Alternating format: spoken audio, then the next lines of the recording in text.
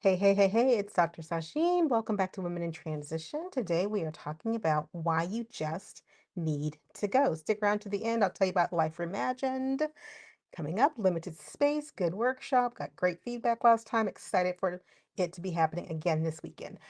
But let's get into it. So I made a post, and in that post, oops, I'm moving stuff around. And in that post, it's on YouTube and Threads and Facebook. And I said, actually, I didn't. Reposted someone else saying that there's a 2-year digital nomad visa to Antigua and Barbados.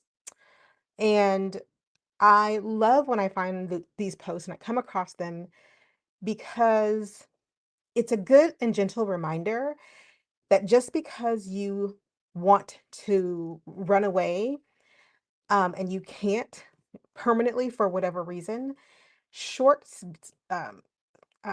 journeys can be the thing that fills in the gaps until you know what to do next. So, going someplace for a year or two or 3 months or 6 months or 90 days or, you know, a year, whatever, short term may feel more in alignment than selling everything and packing up your whole house or putting it all in storage and going indefinitely. Now, if you are ready to go and you are like, listen, I am at that age, I've always wanted to travel the world, girl, travel the world. Sell the stuff. You can buy more stuff. Um, what do I do with the car? Put it in storage. You can drive a car right into a storage container or a storage facility and park it there and leave it there. Or you can sell the car and buy another one when you get back if you come back. What about the keepsakes? Get a storage unit. Cheaper to have a storage unit than rent if you don't want to have a whole rent or mortgage you have to pay for. My point is, you don't have to do any of those things. You could just close your house down for 3 months. If you live in a place where you could sublet your apartment for 3 months, then you could go for 3 months for a reset, right? It doesn't have to be a redo of everything, but it could be a reset of your energy and of your life. And that reset can help you then decide what you want to do next. Maybe you go and you're like, okay, I need this, but I need to also be there. So maybe I'm going to split my time now between two places. Or maybe you go and you're like, I don't want to go back. So how do I keep going? How do I keep moving forward? Or maybe you go and you can't handle the culture shock.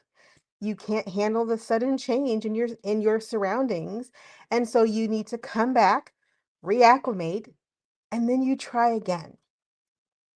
The reason I want you to think about going for the reset is because right now, at our big age, we are really comfortably used to the pain. No matter what the pain point is, right? It's just easier to deal than it is to change. But when you go for the reset, when you just say, okay, for 90 days or 30 days or 14 days, for 2 weeks, I'm going to book a flight and go on that yoga retreat that I've been putting off because it's in Guatemala, or I'm going to go to the artist colony that I've been following online in Mexico for a weekend retreat. Just going to go for 3 days. Or I'm going to go and tour wine country in the south of France for a week. Or I'm going to go camping. I'm going to rent an RV and I'm just going to go camping and tour the Grand Canyon for a week or 2 weeks. Because we get so used to the constant struggle, and I don't even talk about financial struggles, because a lot of women in our age bracket are not financially struggling. They might be, and if that's you, I understand that. But a lot of you are not. A lot of us are not. And so it's not the financial thing that's holding us, even if we say it's about the money. It's really the what will people think? It's really the what will people say? It's really the nobody in my family's ever done this before.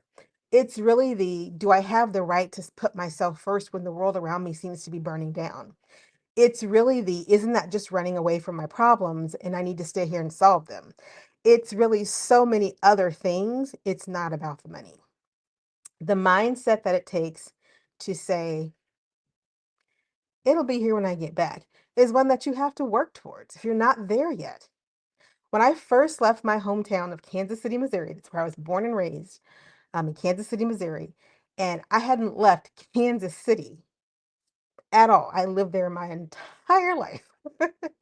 And then one day I left. And I knew when I left the city that I lived in that I probably was going to keep going. I didn't know quite how that was going to happen yet, but I made some strategic moves. And sure enough, I didn't go back for 20 some years. I am now back in the state next door because of family, because I wanted to spend time with my dad who's getting older, because I want my child to have that time. But I can already tell you that the itchy feet that people used to always say was, oh, you need to settle down. It's just part of who I am. I live in places for about 6 to 7 years, and then I get the urge to live someplace else. There's nothing wrong with that life, except that people who don't live it don't understand it and don't want you to live it. If you've ever had a dream, an idea, a desire, a longing, and you have squashed that over and over and over for all the excuses that I already talked about, exactly when do you think the time is going to be right for you to go do it? When the book of your life is being written right now and you don't know how many chapters, like none of us know how many chapters we have, but in our middle ages, we know that we're in act 3. How many chapters more are you going to spend hoping that someone gives you permission to do the thing that you really, really, really want to do? So it is important that in the midst of worldwide upheaval, the world is always in upheaval. Is it harder right now than it probably has been in a long time? Absolutely. I'm not going to negate that. And I'm not going to tell you to ignore that. But the world is always going to have something going on. You have to decide how you're going to live in that and what you're going to do with that time that you happen to be living in. I was reading before I came on that I don't think it was the prime minister, but it might have been the econ secretary. Anyway, one of the politicians in Canada is quoted in the news as saying that he didn't realize how strong their economy was absent trade with the US, that it would hold up, that it didn't collapse, that it's not collapsing. I keep saying, and I'm going to keep saying, this time period is not going to shake out the same for everyone. There's going to be a lot of pain. There's already a lot of pain. There's a lot of people who are moving in ways that protect their peace and prosperity. I want you to be one of those people. I want you to look around your world at the things that you've put off because you are afraid that if you lose your favorite trading partner, whoever that might be in your life, that your personal economy would fall apart, that you would be left to your own devices, that you might not make it. And recognize that you will be fine if you believe that you can do it. Now, again, there are going to be many people in different kinds of circumstances. I get it. Please feel free to tell me that. But I'm going to say the same thing, which is I understand where you are, and this may not be where you can go, but can you get away for the weekend? Can you get away for the day? What is the price on your peace that you are willing to pay for it? Because we're so quick to pay a price for pain. And we all have agreed to pay the price for some pain in our life because we're not changing the thing that's causing us pain. That's how I know, and that's how you know that you're willing to pay that price, because the longer you keep allowing something to be painful, the more expensive it gets, right? They say poverty is expensive, so is pain. The more something becomes painful and continues to be painful, the more it costs you emotionally, financially, physically, temporally, time. Because every day that you stay playing small and not engaging in your own peace journey is another day off the clock, right? It just is. Time is the finite thing that we can't get back. We can't yank it back from the abyss. So I'm urging you, and I want you to really embrace this idea that the journey that you're on can look different. And if you're not sure what that should look like, join us on Saturday. Life Reimagined, I walk through a process called SMART, where I walk you through the steps that you can take to help you figure out how to go from I don't know to, oh yeah, that's exactly where I think I want to be 30, 60, 90 days from now, putting some clarity into the confusion. The link will be below to sign up.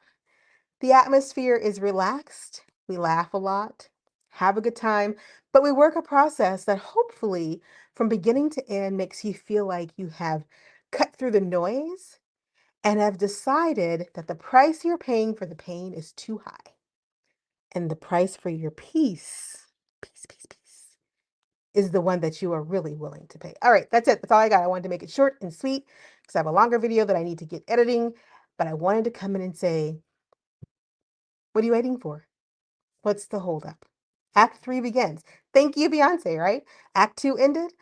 Act 3 is beginning. We all know that probably after Act 3, she's going to retire. So your Act 3 is also here. What is the price you're willing to pay for your freedom? Because you're already paying a price for the pain. All right, that's it. It's Dr. Sasheen. Click like, subscribe, and share, and sign up for Life Reimagined.